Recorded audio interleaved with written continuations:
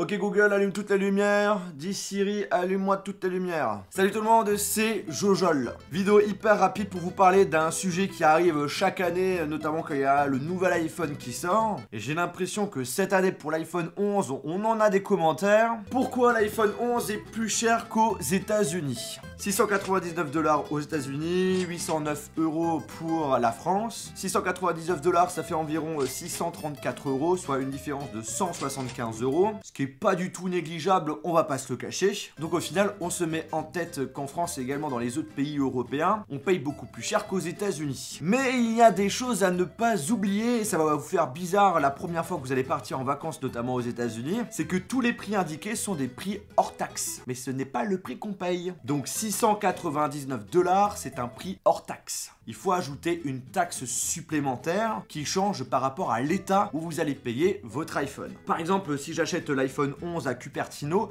j'ai 64,6 $ de taxe. Donc au total, ça fait 763 $. Et si on fait la conversion, ça fait 691 €.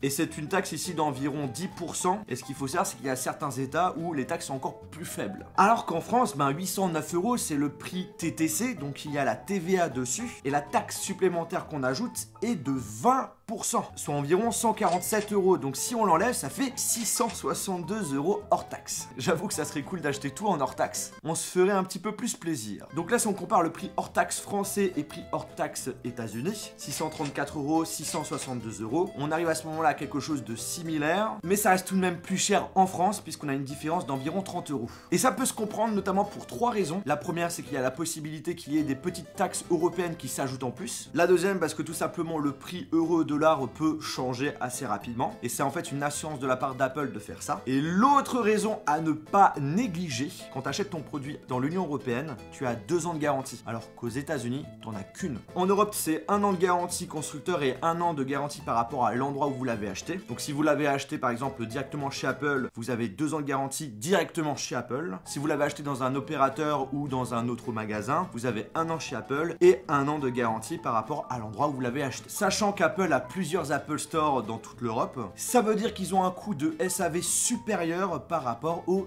États-Unis. Donc en gros, la différence de prix de 30 € hors taxe peut se comprendre. Ce n'est pas Apple qui gonfle le prix, mais la TVA de 20%, notamment chez nous, qui monte de façon significative le prix de l'iPhone. Voilà, j'espère vraiment que cette vidéo, que ça vous a plu, que ça vous a intéressé. Si c'est le cas, je vous invite à lâcher un gros pouce bleu.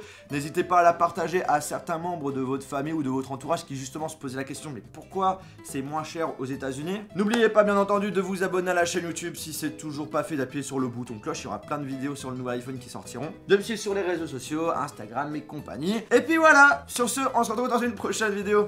Salut! Ouais, j'ai gardé le coussin YouTube tout au long de la vidéo sur moi, mais c'est pas grave.